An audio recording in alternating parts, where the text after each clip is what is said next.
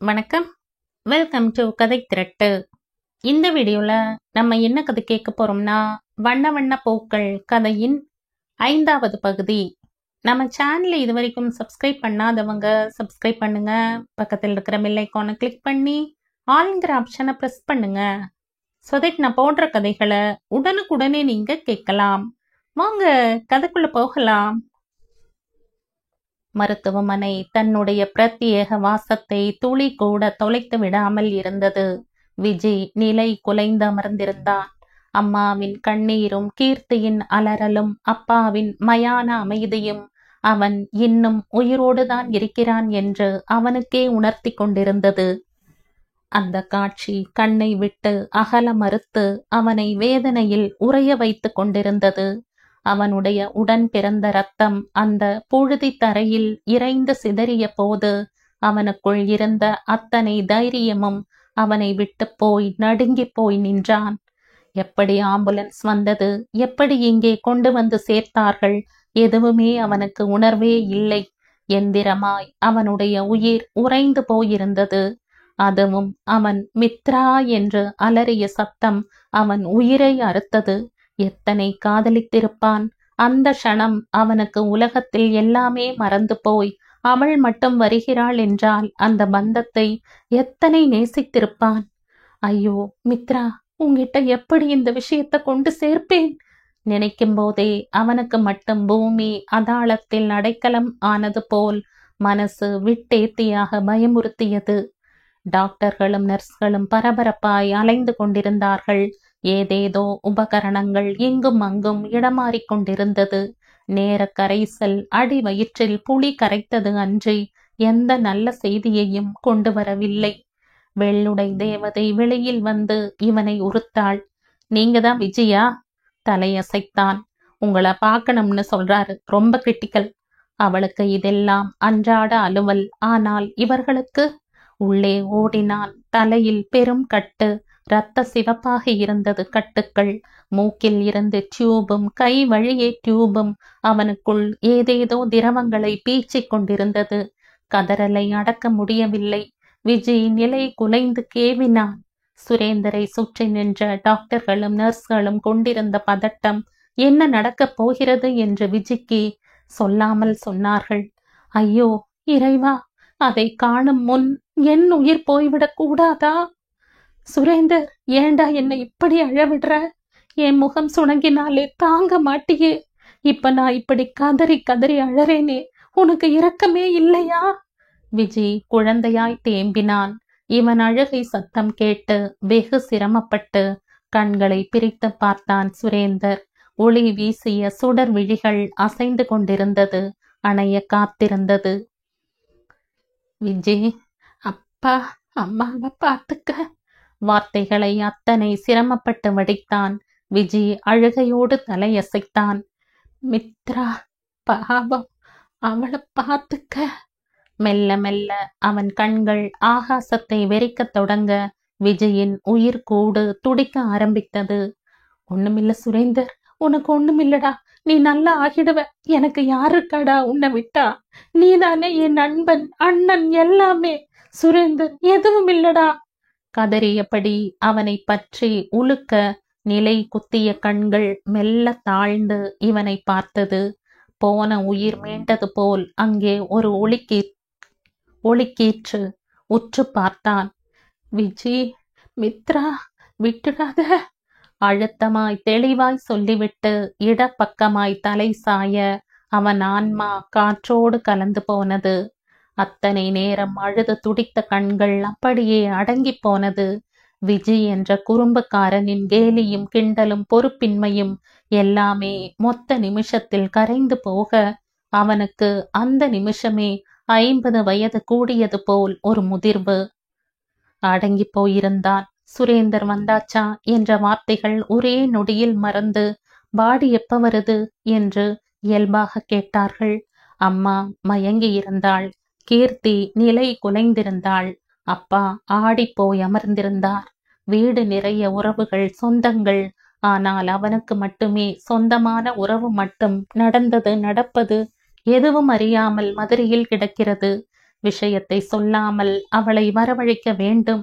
மித்ராவின் பெற்றவர்கள் இங்கே இடிந்து போய் கிடக்க யாருக்கு யார் ஆறுதல் என்று அறியாமல் தவித்துக் கொண்டிருந்தான் விஜி.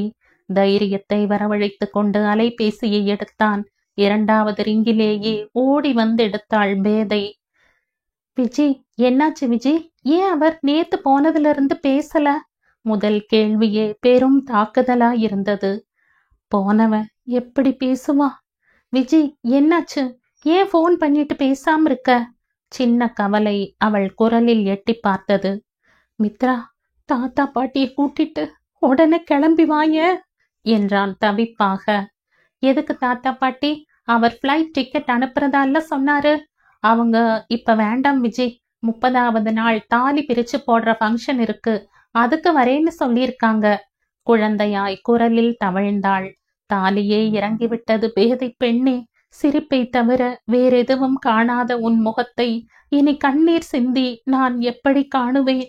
மித்ரா! விஜி, என்னாச்சு உனக்கு? இது நீ இல்லையே. உன் குரல்ல ஏன் இத்தனை கலக்கம்? அங்க யாருக்கும் எதுவுமா? இப்போது முதல் முறையாக அவள் குரலில் நடுக்கம். சொன்னாதான் வருவியா மித்ரா? உடனே வா. என்கிட்ட உன் கேள்விகள் எதுக்குமே பதில் இல்ல. இங்க வந்து பார்த்து தெரிஞ்சுக்க. இணைப்பை துண்டித்தான். மித்ரா பெற்றவர்களுக்கு அழைத்து தோற்றாள். அப்படி இப்படி தாமதிப்பதை விட நேரில் செல்வதே உசிதம் என்று கிளம்பிவிட்டாள். வாழ்க்கை இனி அவளை சுழற்றி அடிக்கப் போவதையும் விதி அவளோடு விளையாடப் போவதையும் அறியாமல் கிளம்பி விட்டிருந்தாள் அந்த பேதை பெண். அமானுஷ்யங்கள் அவளை அலை கழித்தது. சென்னையில் காலடி எடுத்து வைத்த நிமிஷம் அடி வயிற்றில் இனம் புரியாத இம்சையாக இருந்தது. அவளுக்கு வண்டியோடு கணேசன் காத்திருந்தார். சுரேந்தர் வராதது அவளுக்கு என்னவோ போல் இருந்தது. தாத்தா பாட்டியின் அனுபவம் அவர்களுக்குள் ஏதேதோ உணர்வை தர எதையோ எதிர்பார்த்தது போல் அமைதியாகவே இருந்தார்கள். என்னாச்சு கணேசன்? அவளுடைய கேள்விக்கு அவர் பதில் சொல்லாமல் வந்ததும் நெஞ்சை அடைத்தது. பங்களாவை சமீபிக்க தெரு முனையிலேயே தென்பட்ட சாமியானாவும் சங்கு சேகண்டி சத்தமும் மாலைகளின் அணிவகுப்பும் அவளுக்கு எதையோ சொன்னது. ஆனால் அது தன் உயிர்தான் என்று அவளால் ஒரு நொடி கூட சிந்திக்க இயலவில்லை. ஒரு வேளை மாமாவுக்கு? பதறிப்போனாள். காரை நிறுத்தும் வரைக்கும் கூட காத்திருக்க இயலாதவளாய் இறங்கி ஓடினாள். பின்னால் வந்த பெரியவர்கள் இருவரும் ஏதோ பெரும் தாக்குதல் நிகழப் போகிறது என்று கண்களை மூடி பகவானே என்று முனகினார்கள். அவள் கண்கள் அலை பாய்ந்தது. வாசலில் கிடந்த நாற்காலியில் தாமோதர் அமர்ந்திருக்க அவள் கண்கள் குறுகியது. கடவுளே, மாமா இல்ல. ரொம்ப ரொம்ப நன்றி. அப்போ அத்தையா? ஐயோ, இது என்ன கொடுமை! அவள் கண்கள் உடைப்பெடுக்க உள்ளே அடி எடுத்து போக திராணியற்று நின்றாள். தாமோதர் அவளை நிமிர்ந்து பார்த்தார். அந்த பார்வையில் வழிந்த வேதனை அவளுக்கு புரியவே இல்லை. ஐஸ் பாக்ஸ் கிடத்தப்பட்டிருப்பது தெரிந்தது. ஆனால் அதன் தலை மாட்டில் கீர்த்தியும் அகல்யாவும் அமர்ந்து கண்ணீர் விட அது அத்தையும் இல்லை என்றால் யாரது? யூகிக்க யூகிக்க அவள் கால்கள் பூமி தொலைத்து கொண்டிருந்தது. வாயில் கதவை இறுக பற்றி கொண்டு நின்றாள். மித்ரா! விஜி பக்கத்தில் வந்து அவளை ஆதரவாய் தோள் தொட்டான். யார் விஜி அது? கேள்வி ஆக்ரோஷமாய் வந்தது. Mitra, control yourself. அவனுடைய வார்த்தைகள் காதில் ஏறவில்லை அவளுக்கு. சொல்லுடா, யாரது? என்ன எதுக்கு இங்க வர சொன்ன? எங்கடா அவர்?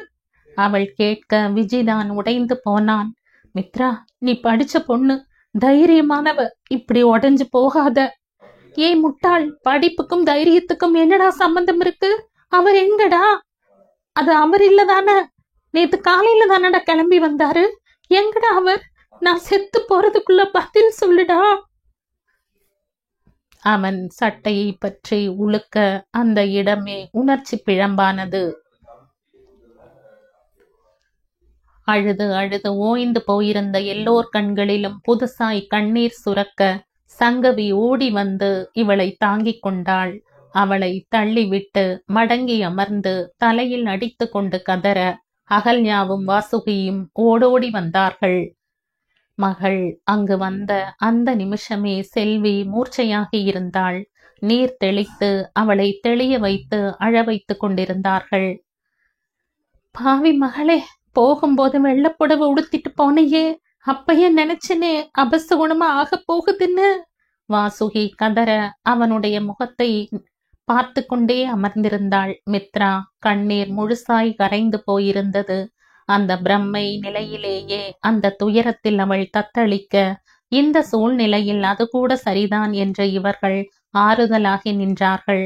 அவளை அவளுக்கே அறிய வைத்த அன்பு கணவன் அவளோடு வாழ்ந்த 16 நாட்கள் வாழ்க்கையே போதும் என்று நெருப்பில் கரைந்து போனான். இனி இவள் மிச்ச வாழ்க்கை என்னாகும்? அவனை தொலைத்த பிறகு எது இவளுக்கு சொந்தமாகும்? ஒருவேளை உணவு கூட அவளுக்கு உள்ளே இறங்குவது இல்லை. அவனோடு கூடியிருந்த அறையில் தனித்திருந்து நினைவுகளை மீட்டெடுத்து கொண்டிருந்தாள். காலம் மாற்றாத காயம் இல்லைதான். ஆனால் உறுப்பை இழந்தவனுக்கு புண் ஆறினாலும் இழந்தது இழந்ததுதானே. இயல்பாகி வர இயலாத வலி என்பது அவள் மட்டும் அறிந்தது. காதல் திருமணம் இல்லைதான், ஆனால் அதைவிட 1000 மடங்கு உயர்ந்த அன்பை காட்டியவன். கொடுத்த பரிசுகளும் கூடிய இரவுகளும் அவன் ஆக சிறந்த காதலன் என்று அவளுக்கு காட்டியிருந்தது. தாமதமாய் வந்த ஹனிமூன் ட்ரிப்பிற்கான விமான டிக்கெட் டேபிளில் கிடந்து இவளை பார்த்து கண்ணீர் வடித்தது. விஜி சிரிப்பையே மறந்திருந்தான். அலுவலகம் போகத் தொடங்கியிருந்தான். அறைக்குள் சுழலும் நாற்காலி நெஞ்சுக்குள் துக்கத்தை பிசைய வைத்தது. எதிர்பார்க்காத நிகழ்வுகள்ல இருந்து மெல்ல மெல்ல வெளியே வர கத்துக்கணும் விஜி. இதுதான் வாழ்க்கை. எதையுமே இழக்காத வாழ்க்கை யாருக்கும் வாய்க்கிறதில்ல. என்ன இழப்பிற்கான கால கெடுதான் மாறுது. சந்திரன் வந்து தோள் தட்டி ஆறுதல் சொன்னார். வெறுமையாய் பார்த்தான்.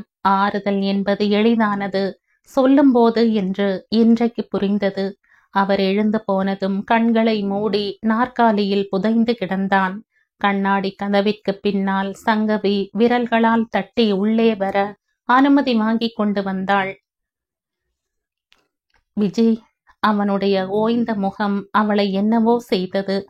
சொல்லு சங்கவி. பேப்பர் வெயிட்டை கைகளால் உருட்டி கொண்டு மெதுவாய் கேட்டான்.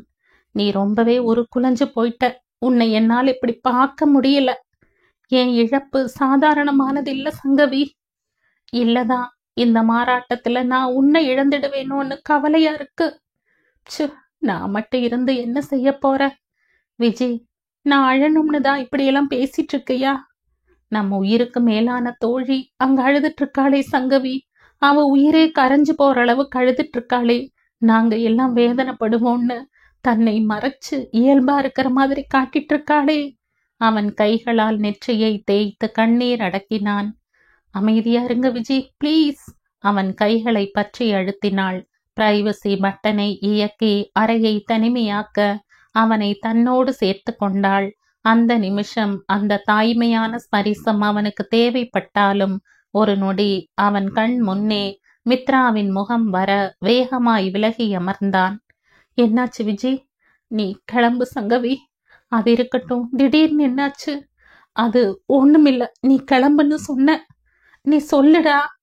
எதுவும் இல்ல, மித்ரா பட்டு போய் நிக்கிறா அப்படிங்கிற நினைப்பே என்னை அசைய விடாம வைக்குது. என்னால எதையும் ரசிக்க முடியல. நீ கிளம்பு சங்கவி. என்னை கொஞ்சம் தனியா விடு பிளீஸ். அவன் முகத்தை விரக்தியாக பார்த்து கொண்டு நின்றாள். அவளுக்காக இவளை தவிர்க்கிறான். இது என்ன வகை நியாயம்? ஒரு நொடி கண்களை மூடி நின்றவள் வேகமாக வெளியே போனாள். உதிர்ந்து கிடந்த தோட்டத்து பூக்களை சரம் தொடுத்து கொண்டிருந்தாள் அகல்யா.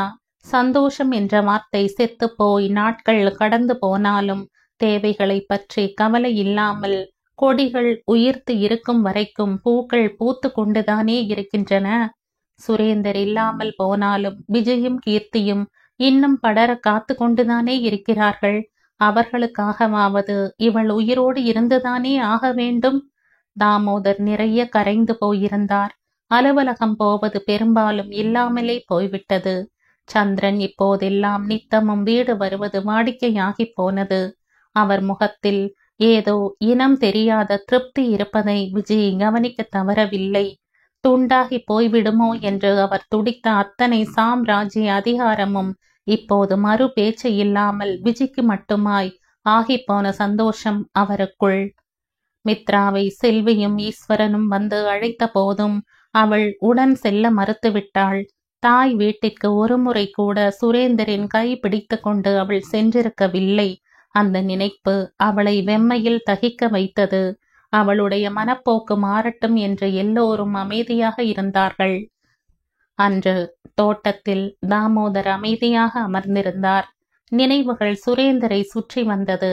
அவனை வயிற்றில் தாங்கிய செய்தியை அகல்யா தன்னிடம் பகிர்ந்து கொண்ட அந்த நிமிஷம், அவன் பிறந்து பூ போல தன் கையில் ஏந்திய அந்த நிமிஷம், அவன் பள்ளிக்கு போனது, கல்லூரிக்கு போனது, திருவண்ணாமலையில் ஒரு முறை விபத்தில் சிக்கியது, அவனுடைய திருமண கோலம் என்று அத்தனை காட்சிகளும் கண்முன் விரிந்து கொண்டே இருந்தது. இன்னும் கசிய கண்களில் தெம்பிருப்பதே பெரிய விஷயமாய் தோன்றியது. தாமு, இன்னும் எத்தனை நாள் இப்படி இடிஞ்சு போய் உட்கார்ந்திருப்ப? தூணே சரிஞ்சு போனா இந்த குடும்பம் என்னாகிறது? சந்திரன் அருகில் வந்து தோள் தொட்டார். இது கவலை இல்ல, கடந்து வர இழப்பு. அது சொன்னா புரியாது. தாமோதர் எங்கோ வெறித்து கொண்டே சொன்னார். அதற்குள் மித்ராவும் அகல்யாவும் வந்து கொண்டிருந்தார்கள். வெறுமையான மித்ராவை பார்க்க சட் என்று சந்திரனின் மனசு ஒரு நொடி உடைந்து போனது. ஆனாலும் அடுத்த நொடி தன்னை சமன் செய்து கொண்டார். மித்ரா, எப்படிமா இருக்க? இருக்க அங்கிள்.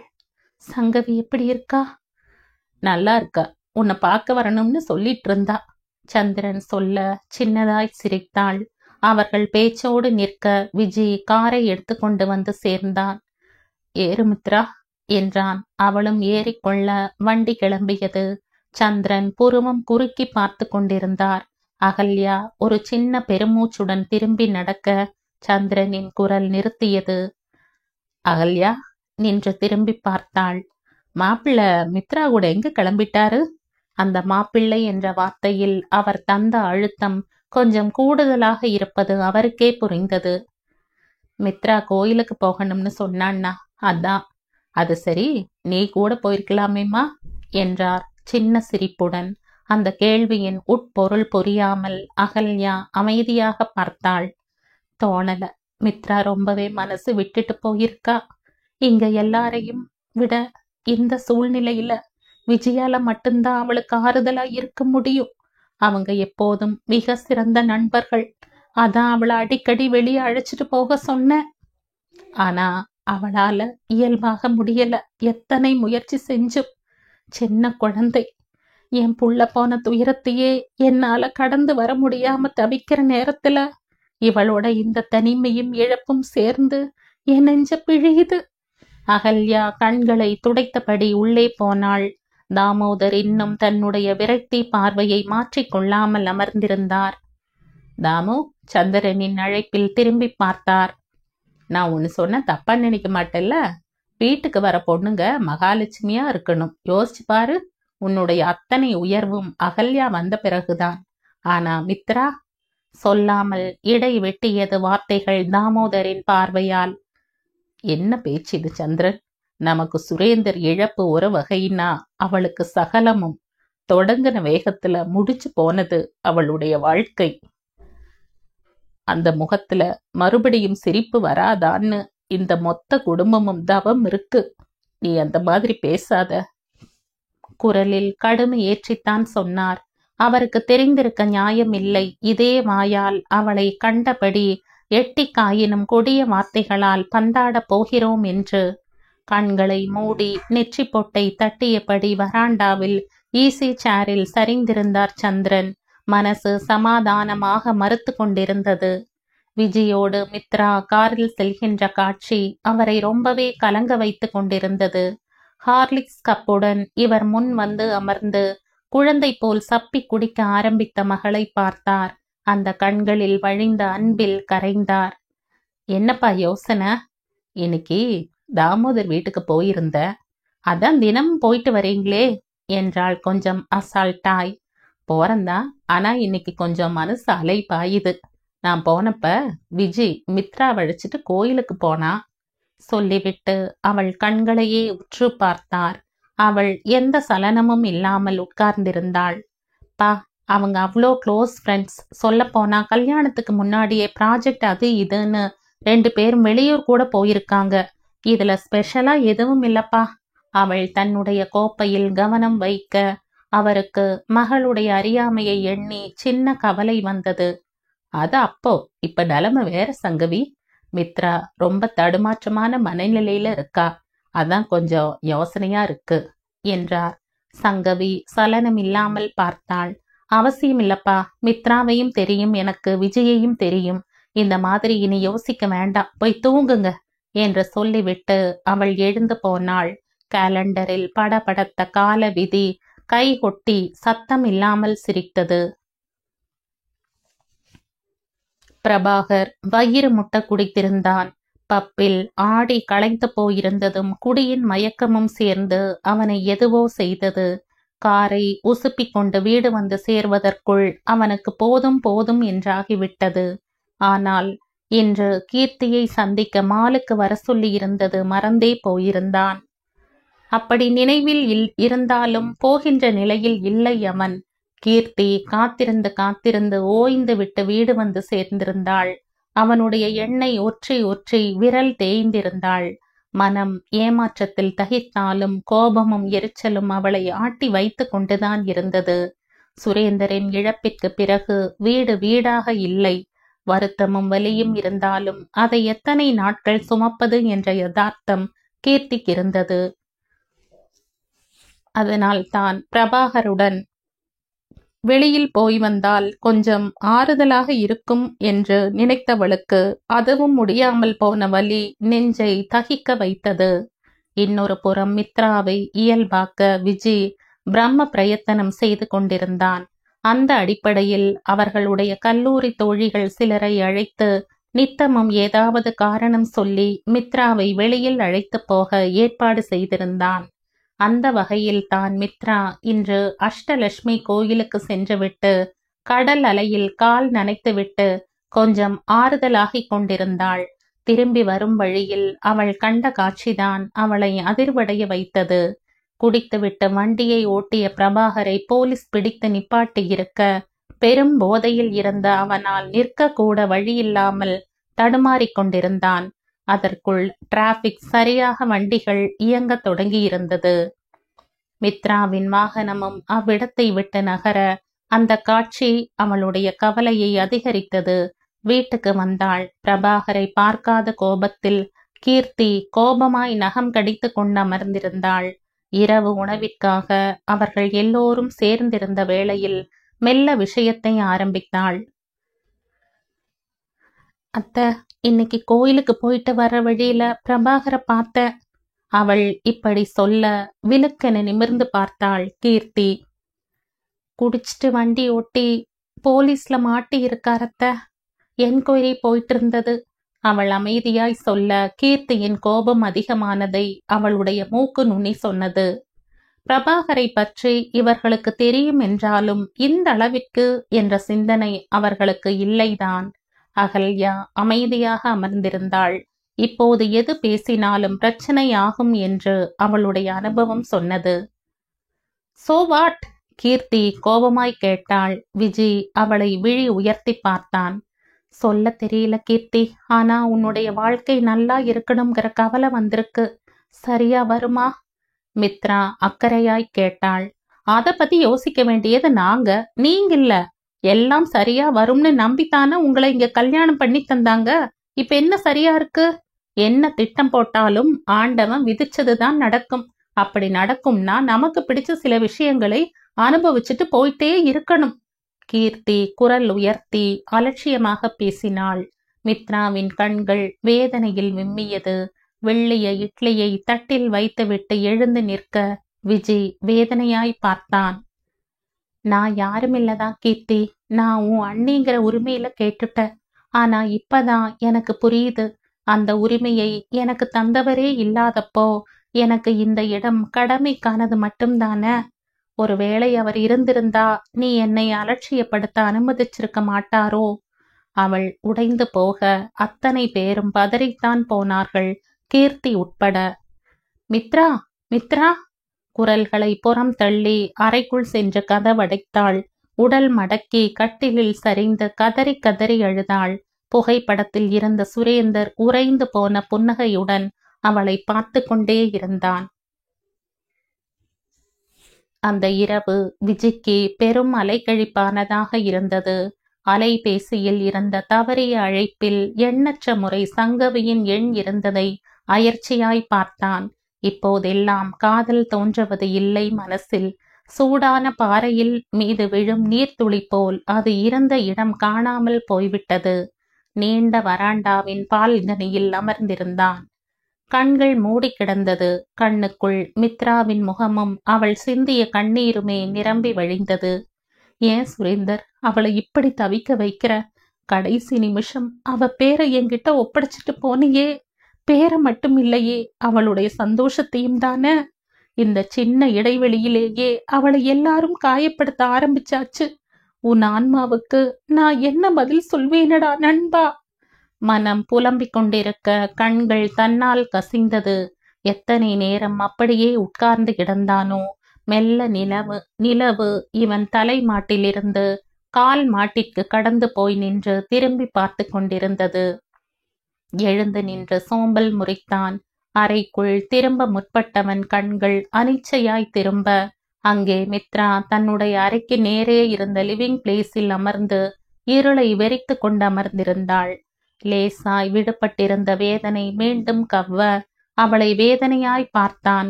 இன்று நேற்றில்லை, 5 வருட பழக்கம். கல்மிஷமில்லாத குழந்தை.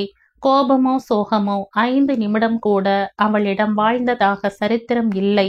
அந்த வரிசையில் சுரேந்தரும் சேர்ந்து கொண்டதுதான் வேதனையிலும் வேதனை. எழுந்து அருகில் போனான். இவன் காலடி சத்தம் கூட அவளுக்கு கேட்கவில்லை. கண்கள் திறந்துதான் இருந்தது. ஆனால் கருத்து மட்டும் எங்கோ காணாமல் போயிருந்தது. மித்ரா என்றான் மெல்லிய குரலில். நிமிர்ந்து பார்த்தாள். ஜீவன் செத்த பார்வை. என்ன விஜி, தூங்கலையா? அது இருக்கட்டும், நீ தூங்கலையா என்றான். பதில் சொல்லாமல் கை விரல்களை ஆராய்ந்தாள். கீர்த்தி சின்ன பொண்ணு மித்ரா. அவளுடைய வார்த்தைக்கெல்லாம் நீ இத்தனை உடைஞ்சு போக வேண்டாம். பழகிக்கிற. எப்ப இருந்து மித்ரா உன்னை என்கிட்ட இருந்து ஒளிச்சுக்க ஆரம்பிச்ச? நீ என்கிட்ட பகிர்ந்துக்காத விஷயமே இல்லை. ஆனா இப்ப நீ கவலைப்பட்டுட்டு கண்ணீர் விட்டுட்டு இருக்கிறது நியாயமா? அந்த நண்பனின் வலி கண்களில் தெரிந்தது. மித்ரா வெறுமையாய் அவன் முகம் பார்த்தாள். விஜி, உன்கிட்ட பகிர்ந்துக்காத விஷயம் இல்லதான். ஆனா என்னையே பகிர்ந்துகிட்டது உன் அண்ணங்கிட்ட மட்டும்தானே மித்ரா. அவள் வார்த்தைகளில் அப்படியே சுருண்டு போய் நின்றான். அவர் இல்ல விஜி, இப்போ பகிர்ந்துகிட்ட என் மிச்சத்தை திருப்பி தராம எடுத்துட்டு போயிட்டாருடா. மிச்சம் இருக்கிற என் சொச்ச உணர்வை வச்சு வாழவும் முடியாம சாகவும் முடியாம நான் தவிச்சிட்டு இருக்கேன். சட்டென்று அவள் உடைந்து போய் தன் உள்ளங்கையில் முகம் பொதித்து அழ அவன் தவிப்பாய் பார்த்தான். இதுபோல் கல்லூரியில் சில பிரச்சனைகளில் அவள் காயப்பட்டு கலங்கி அழுத நாளில் எல்லாம் அவளை தோள் தொட்டு அணைத்து ஆறுதல் தந்த இவனால் இந்த நிமிஷம் அவளை நெருங்க எதுவோ ஒன்று தடுத்தது. மித்ரா என்றான் அடிப்பட்ட குரலில். கண்களை துடைத்து கொண்டு வேகமாய் சமன் செய்தாள். சாரி விஜி, எனக்கு புரியுது. எப்பவும் அழுதுட்டே இருந்தா ஒரு கட்டத்துல நம்ம மேல அன்புக்கு பதிலா வெறுப்பு தான் மிச்சமாகும். ஆனா நான் என்ன செய்ய விஜி? என்னால அவரை மறக்க முடியலையே. வெறும் 16 நாள் பந்தம்தான். ஆனா எத்தனை வருஷம் வாழ்ந்தோம்கிறதா வாழ்க்கை? எத்தனை நிமிஷம் உண்மையாக இருந்தோம்கிறது தானே வாழ்க்கை. I'm sorry. அவள் கண்களை மூடியபடி அறைக்குள் சென்ற கதவடைக்க அவனுக்கு முதன் முறையாய் அவளுக்கு எதுவும் ஆகிவிடுமோ என்ற கவலை எழுந்தது. கிட்டத்தட்ட எல்லா நிர்வாகமும் விஜய் கைகளுக்குள் வந்து சேர்ந்திருந்தது. நிர்வாகத்தில் இருந்து முழுக்கவே தாமோதர் தன்னை விடுவித்து கொண்டார். வெளி வேலைகள் அத்தனையும் சந்திரன் எடுத்துக்கொள்ள அவருடைய நீண்ட கால கனவு நனவானது போல் உணர்ந்தார். விஜய் நிர்வாகத்திற்குள் வந்திருந்தாலும் அவனுக்கு எந்த நிறுவனத்தோடும் தொடர்பு குறித்த புரிதல் இல்லாததால் அத்தனையும் சந்திரனே கவனித்து கொண்டிருந்தார். முகலைவாக்கம் சைட்டுக்கு போன நிமிஷம் அவருக்கும் சுரேந்திரன் நினைவு வராமல் இல்லை. அவர் தூக்கி வளர்த்த குழந்தை அவருக்கு முன்னாலேயே பூத்து காய்க்கும் முன் கருகி போனது வலிக்கத்தான் செய்தது. சார், தலையை சொரிந்து கொண்டு வந்து நின்ற இசக்கியை பார்த்ததும் ஒரு நொடி அதிர்ந்து போனார். என்னையா, இன்னும் நீ இங்கேயே தான் சுத்திட்டு இருக்க? உனக்கு தான் செட்டில் பண்ணியாச்சே. அவர் குரலில் கோபமும் ஆத்திரமும் போட்டி போட்டது. ஐயோ சார், நான் அதுக்கு வரல. பக்கத்து பிளாட்ல வேலை நடக்குது, அதுக்கு வந்த சாரு என்றான் காவி பல் தெரிய. அங்க யார் போட்டு தள்ள வந்த? சும்மா இங்க சுத்துறதை விட்டுப்புட்டு சட்டு புட்டுன்னு ஊர் போய் சேர வழியை பாரு. ஆந்திரா தானே நீ? அவன் ஆம் என்று தலையசைத்தான். முகம் திருப்பியவர் அங்கே விஜய் வந்து கொண்டிருப்பதை பார்த்து ஒரு நொடி முகம் வெளிரினாலும் உடனே பேசிக் கொண்டிருப்பவனை அனுப்பினால் அதுவும் சந்தேகமாகும் என்று இயல்பாக முயற்சித்தார். விஜய்க்கும் அந்த இடம் என்னவோ நினைவுகளை கொண்டு வந்து சேர்க்க கூலிங் கிளாஸை கழட்டி கண்களை மறைத்த கண்ணீரை துடைத்து கொண்டான். வா விஜய், சைட்ல கிட்டத்தட்ட எல்லா வேலையும் முடிஞ்சாச்சு, அதான் பார்த்துட்டு போக வந்த. ஓ, நானும் அதுக்குத்தான் அங்கிள் வந்தேன். இங்க இருக்கிற மெட்டீரியலை கணக்கு பார்த்துட்டு ஆடிட்டர்கிட்ட கணக்கு மெயில் பண்ணி வச்சிடுங்க சொல்லிவிட்டு ஒரு நொடி நிமிர்ந்து பார்த்தான். ஓங்கி உயர்ந்த கட்டிடம், அதை உருவாக்கியவன் இப்போது உயிரோடு இல்லை. திரும்பி நடக்க எத்தனித்தவன் இசக்கியை கண்கள் குறுக்கி பார்த்தான். இவர்? இசக்கி நம்ம சைட்டுக்கு லிப்டுக்கு சாரம் கட்டினவர். அவனையே கண்கள் குறுக பார்த்தான். மனசு ஏனோ இடறியது. சின்ன பெருமூச்சை விட்டுவிட்டு அங்கிருந்து அகல சந்திரன் இசக்கியை அங்கிருந்து வேகமாய் விரட்டினார். இந்த கதையின் தொடர்ச்சியை அடுத்த பதிவில் கேட்கலாம். நன்றி.